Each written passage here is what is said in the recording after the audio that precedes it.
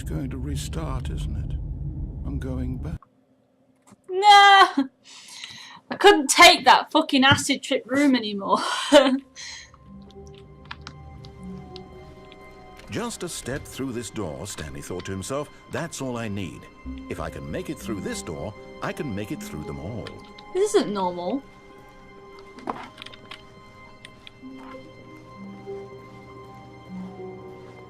He's gonna like do something to me now, isn't he? Like he's gonna have like vengeance.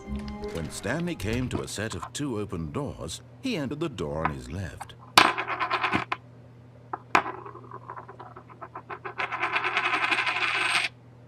Heads I do. Okay. Poor guy. I know, it's so bad. I feel sad for him.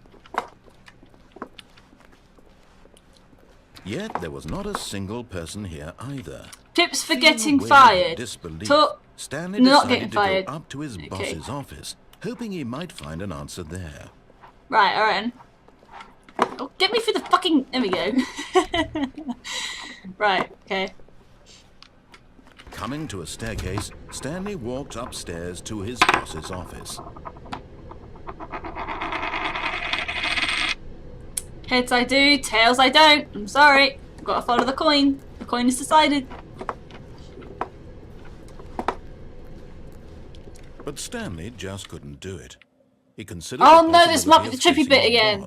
Oh god. He had left his post I don't want to go through the He trippy might bit be again. fired for that. I'm In such a sorry. competitive economy, why had he taken that risk? I All forgot because this he has a believed really creepy everyone ending had where he's lied. just... His Oh boss would shit. think he was crazy. And then something occurred to Stanley. Maybe, he thought to himself, maybe I am crazy. All of my co-workers blinking mysteriously out of existence in a single moment for no reason at all. I forgot this None room of does it made this. any logical sense. No, it's gonna And as Stanley repeat. pondered this, I know he it began is. to make other strange observations.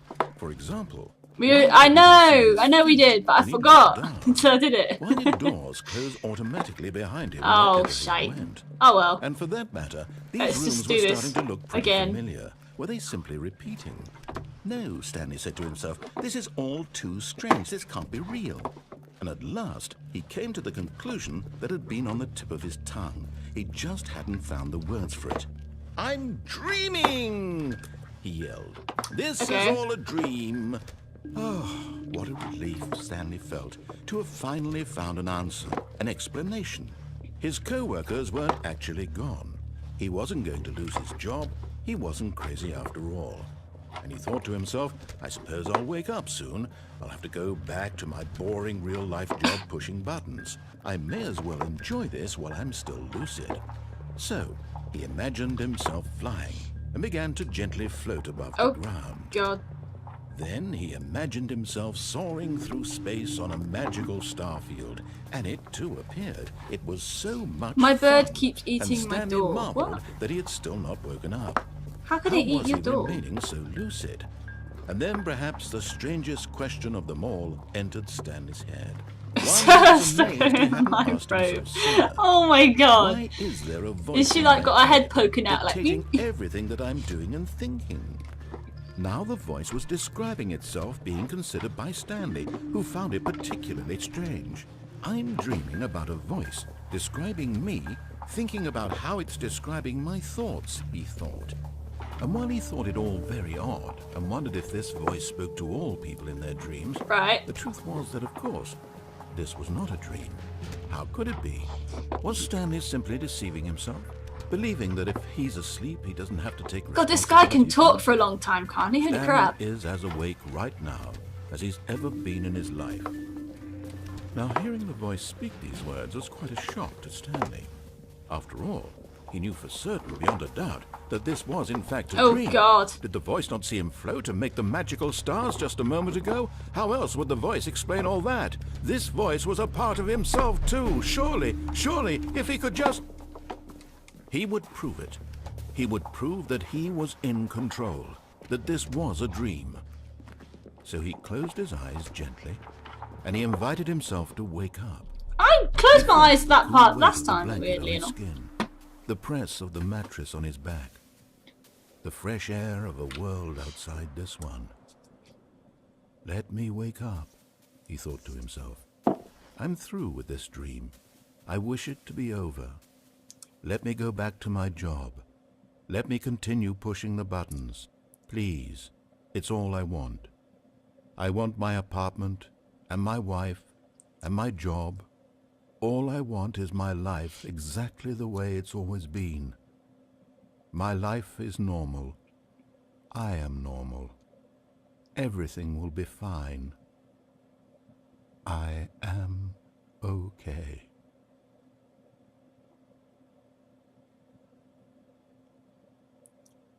Yeah, I think we have to Stanley now, began because we've screaming. been downstairs so many times. Please, someone wake me up. My name is Stanley.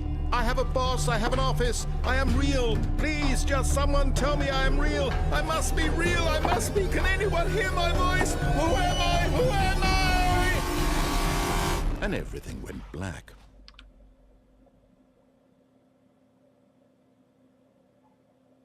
This is the story of a woman named Mariella. Mariella woke up on a day like any other. She arose, got dressed, gathered her belongings, and walked to her place of work. But on this particular day, her walk was interrupted by the body of a man who had stumbled through town talking and screaming to himself, and then collapsed dead on the sidewalk. And although she would soon turn to go call for an ambulance, for just a few brief moments, she considered the strange man. He was obviously crazy. This much she knew. Everyone knows what crazy people look like. And in that moment, she thought to herself how lucky she was to be normal. I am sane. I am in control of my mind. I know what is real and what isn't.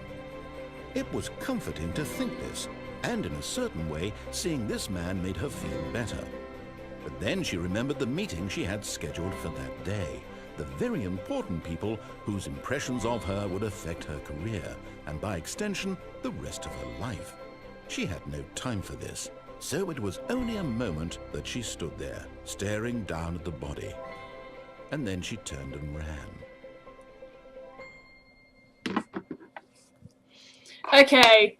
Alright. Alright. We're gonna go left, and we're gonna go up. That's the plan. All of his co-workers were gone.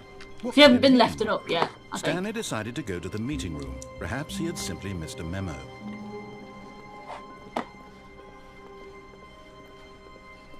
When Stanley came to a set of 2 open doors, he entered the door on his left.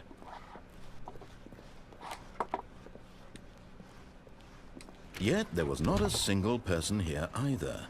Feeling a wave of disbelief, Stanley decided to go up to his boss's office, hoping he might find an answer. Coming to a staircase, Stanley walked upstairs to his boss's office.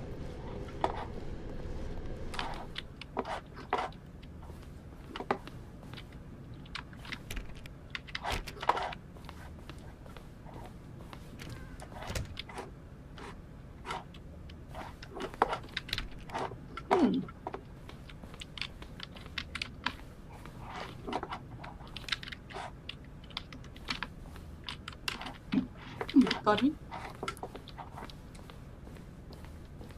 Stepping into his manager's office, Stanley was once again stunned to discover not an indication of any human life. Shocked, unraveled, Stanley wondered in disbelief who orchestrated this. What dark secret was being held from him?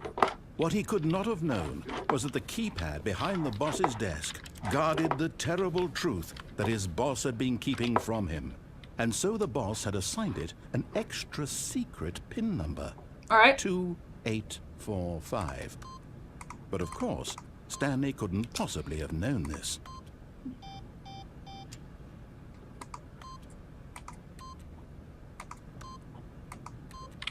Yet incredibly, by simply pushing random buttons on the keypad, Stanley happened to input the correct code by sheer luck. Amazing. He stepped into the newly opened passageway. Where is it? Oh.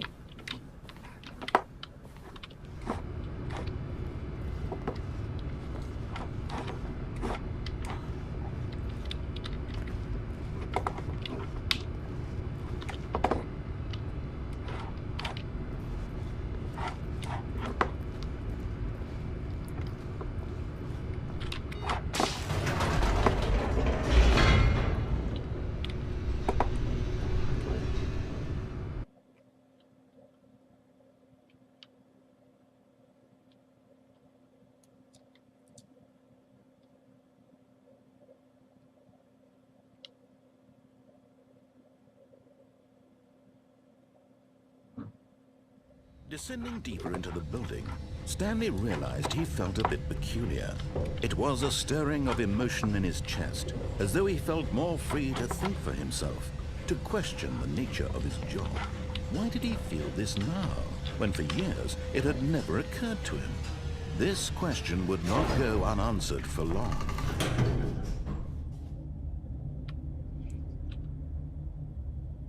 Oh yeah! Yeah, I know which bit is coming up. I've seen this bit before. Stanley walked straight ahead through the Mind control facility. Whoa. Facility. Did I? Did I? Heads I do, tails I don't. Tails I don't. Going to the escape, everyone. Although this passageway had the word escape written on it, the truth was that at the end of this hall, Stanley would meet his violent death. The door behind him was not shut. Stanley still had every opportunity to turn around and get back on track.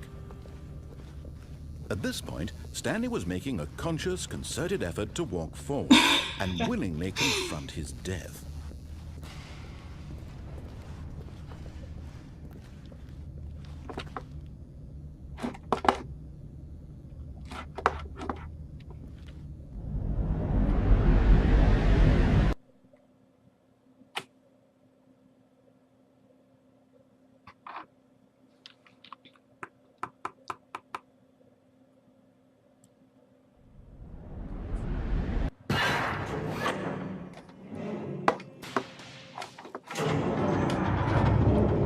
As the machine whirred into motion and Stanley was inched closer and closer to his demise, it reflected that his life had been of no consequence whatsoever. Stanley can't see the bigger picture. He doesn't know the real story, trapped forever in his narrow vision of what this world is. Perhaps his death was of no great loss, like plucking the eyeballs from a blind man. So he resigned and willingly accepted this violent end to his brief and shallow life. Farewell, Stanley.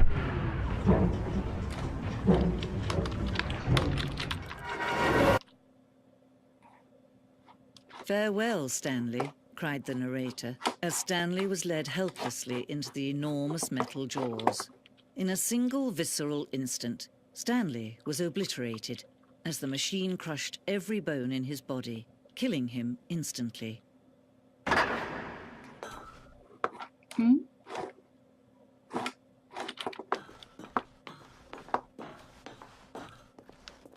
And yet it would be just a few minutes before Stanley would restart the game, back in his office, as alive as ever.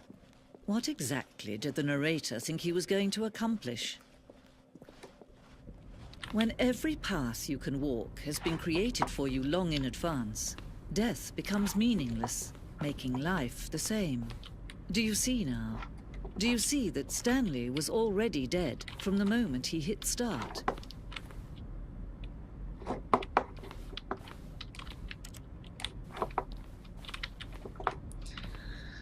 This blueprint shows the office from the beginning of the game, the pathway from Stanley's office to the two doors in the first part of the game that was built. Sections have been added and altered throughout the development, through the core layout remains almost identical to the first interaction.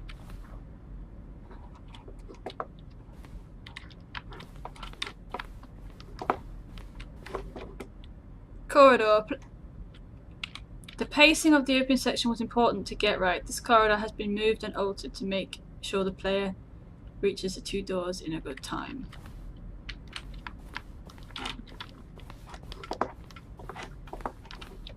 The two doors! The set of two open doors was the very first concrete piece of Stanley Parable's design. Once the room was created, the rest of the game emerged, so an extension of it, an exploration of the contradictory this room exposed. Okay.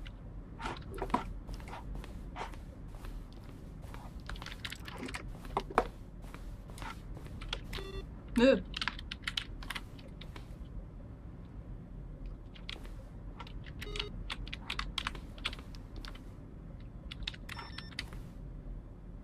Card game.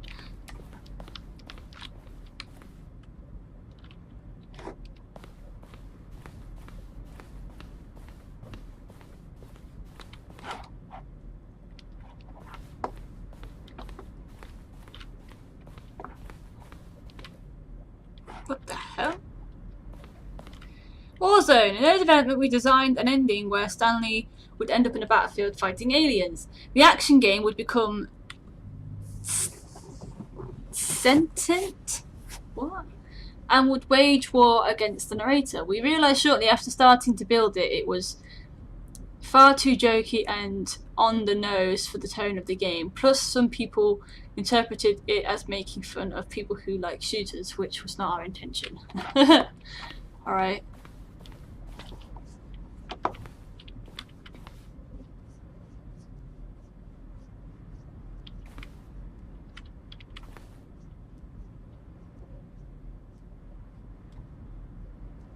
More Stanley, less Stanley. This is weird.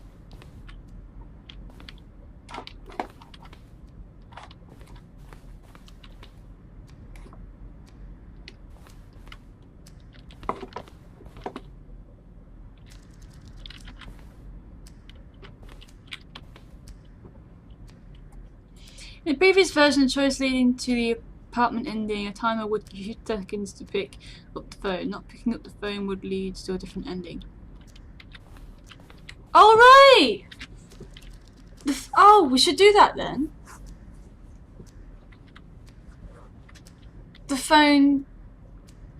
Wait, in previous versions, is that not right anymore then? But when you ring back the telephone and your wife on the phone, like, can you not, like, pick up at all?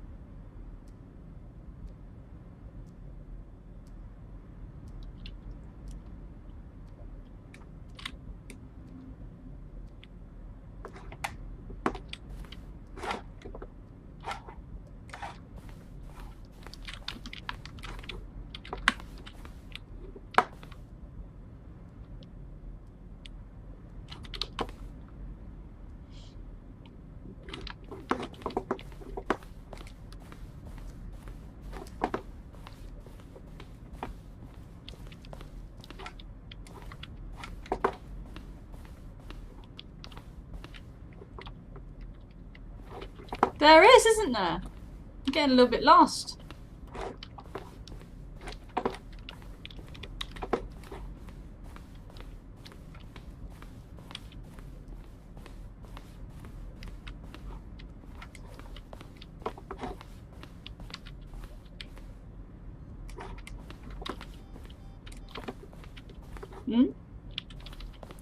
One of the desks from the early version of the countdown ending.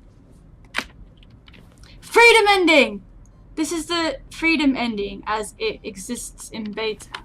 Wait, so there isn't a freedom ending anymore? I want a free!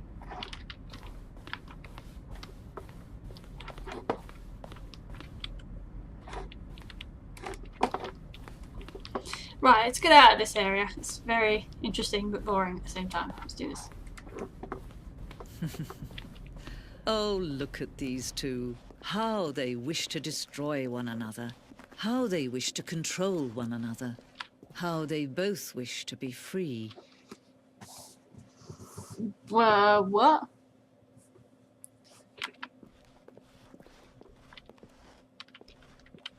So what do I do? Turn it off? Oh. Can you see? Can you see how much they need one another? No. The light's off. Perhaps not. Sometimes these things cannot be seen. But listen to me. You can still save these two. You can stop the program before they both fail. Push escape and press quit. There's no other way to beat this game. As long as you move forward, you'll be walking someone else's path. Stop now and it'll be your only true choice. Whatever you do, choose it. Don't let time choose for you. Don't let... What should I do? Shall I quit the game? No. Time. Let's not quit the game. Can't be asked to reload. Hello? Hello? Am I dead? Like, forever?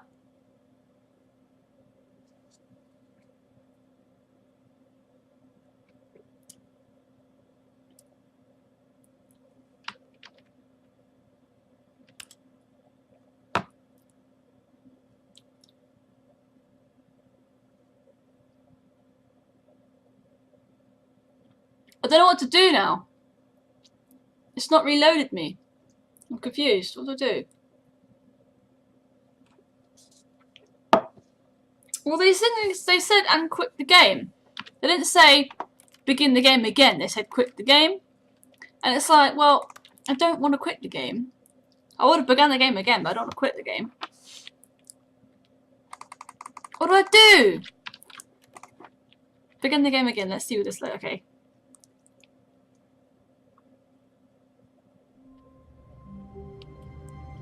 Have a rave party in the meantime. Yeah, I know, right? Okay.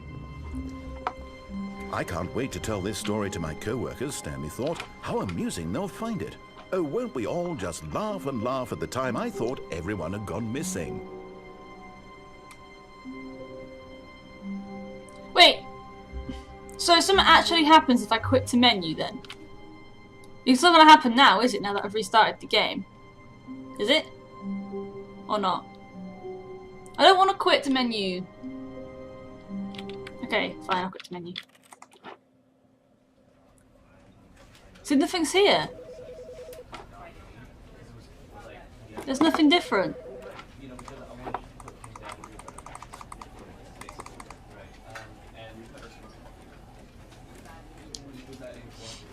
Unless there was, but I messed it up. Alright, let's begin the game. Right. This is the story of a man named Stanley. Hey, with the intro! Yay! Stanley worked for a company in a big building where he was employee number 427.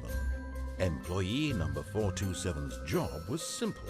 He sat at his desk in room 427 and he pushed buttons on a keyboard. Orders came to him through a monitor on his desk, telling him what buttons to push, how long to push them, and in what order. This is what employee 427 did every day of every month of every year. And although others might have considered it soul-lifting, Stanley relished every moment that the orders came in, as though he had been made exactly for this job. And Stanley was happy. Right, shall we do the same And again? then one day, Exit to something menu. very peculiar happened. Something that would forever change Stanley. Something he would never quite forget. He had been at his desk for nearly an hour when he realized that not one single order had arrived on the monitor for him to follow. No one had showed up to give him instructions, call a meeting, or even say hi. Never in all his years at the company had this happened, this complete isolation. Something was very clearly wrong. Shocked, frozen solid, Stanley found himself unable to move for the longest time. But as he came to his wits and regained his senses, he got up from his desk and stepped out of his office.